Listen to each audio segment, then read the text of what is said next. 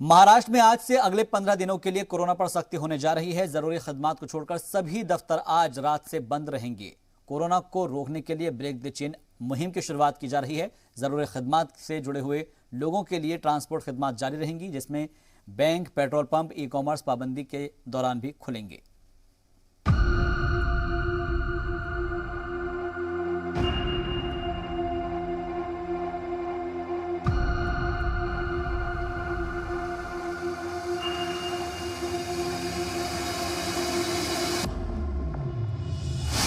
आखिरकार महाराष्ट्र में कोरोना को रोकने के लिए लगाई गई बड़ी पाबंदियां। वजीर आला उद्धव ठाकरे ने ब्रेक द चेन मुहिम के तहत लगाई पाबंदियां। पिछले साल के मुकाबले पाबंदियों में कई छूट, लेकिन पूरी रियासत में दफा 144 नाफिज।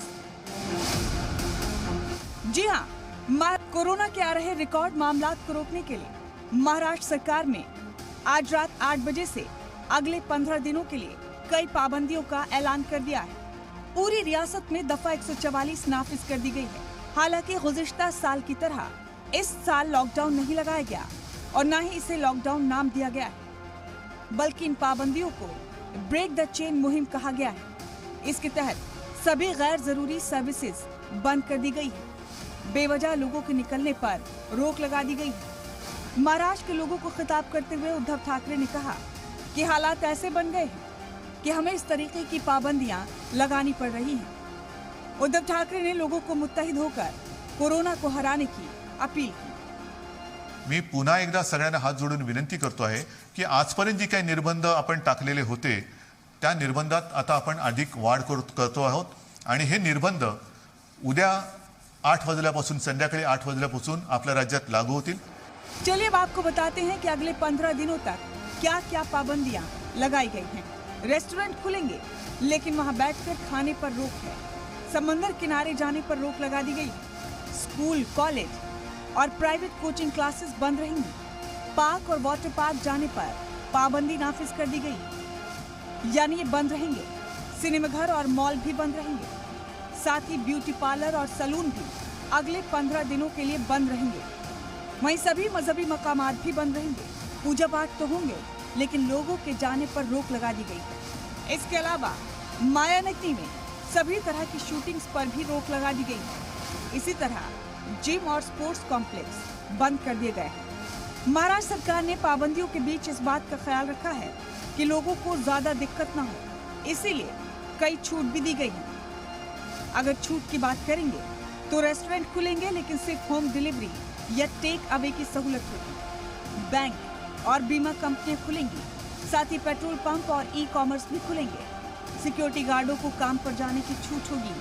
साथ ही मीडिया एहलकारों को छूट दी गई है। जरूरी खिदमात के लिए ही सिर्फ ट्रांसपोर्ट का इस्तेमाल होगा, यानी बस, ऑटो, लोकल सर्विस जारी रहेंगी। इसके साथ ही रास्ते के ढाबे और रेस्टोरेंट खुलेंगे, लेकिन वहाँ भी सिर्फ होम डिलीवरी या टेक अवे की सहूलत होगी। मेडिकल सामान बनाने से जुड़ी कंपनियां भी खुली रहेंगी। दरअसल गुज़िश्ता 1 महीने में महाराष्ट्र में कोरोना का विस्फोट हो गया है। मुल्क के कुल मामलात में आधे से ज्यादा मामले महाराष्ट्र से आ रहे हैं। पुणे, मुंबई, नासिक, नागपुर जैसे कई शहर कोरोना के सुपर सेंटर बन चुके हैं। पूरे महाराष्ट्र में कोरोना के रोज मामलात 60,000 से ज्यादा आ रहे हैं। महाराष्ट्र में अब तक 35 लाख से ज्यादा लोग इन्फेक्टेड हो चुके हैं और 58,000 से ज्यादा लोगों की मौत हो चुकी है। महाराष्ट्र में कोरोना का बुहरान इस कदर बढ़ गया है कि ऑक्सीजन तक की कमी पड़ने लगी है। वजीर आला उद्धव ठाकरे के मुताबिक हम कोरोना के उरूज तक पहुंचे हैं या नहीं, ये कह नहीं सकते। आदादोशुमार में कब तक इजाफा जारी रहेगा, ये भी नहीं कहा जा सकता। इसीलिए ये पाबंदियां लगाना लाजमी था। जी मीडिया भी आपसे अपील करता है कि आप कोरोना की इस चेन को तोड़ने में मदद करें। घर में रहें और महफूज रहें।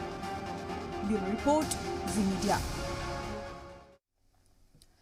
तो आपको बताते हैं कि महाराष्ट्र में कोरोना के लिहाज से सख्ती की गई है और उस पर क्या क्या बंद रहने वाला है, जिसमें आपको बता दें कि सैलून, ब्यूटी पार्लर, रेस्टोरेंट में खाना, सिनेमाघर, शॉपिंग मॉल, मजहबी मकाम, समुद्र किनारे जाना, सभी तरह की शूटिंग, जिम्नेजियम, स्पोर्ट्स कॉम्प्लेक्स, ये तमाम चीज़ें जो है वो बंद रहेंगी।